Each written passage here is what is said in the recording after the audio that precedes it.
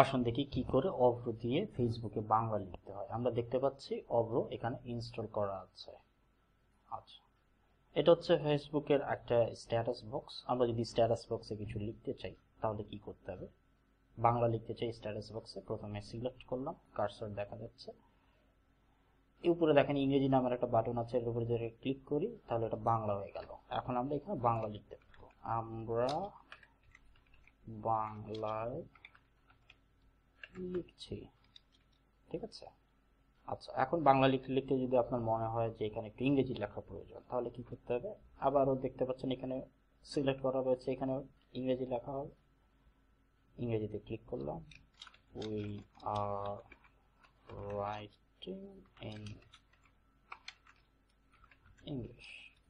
আচ্ছা, এখন কথা হচ্ছে যে বারবার কিবোর্ড মাউস দিয়ে এখানে ক্লিক করাটা তো একটু মুশকিল।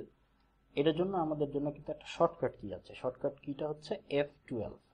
আচ্ছা, F12 কিভাবে চাপবো, কোথায় F12 থাকে? এটা হচ্ছে একটা কিবোর্ডের ছবি, কিবোর্ডের একেবারে উপরের রোর একটা কি থাকে, সেটার নাম হচ্ছে F12। এটাকে যদি চাপি তাহলে আমরা এই ক্লিকের বদলে এটা চেপে চেপেই পরিবর্তন করতে পারবো। যেমন আমি যদি এখন F12 চাপি, বাংলা হয়ে গেল, আমরা আবার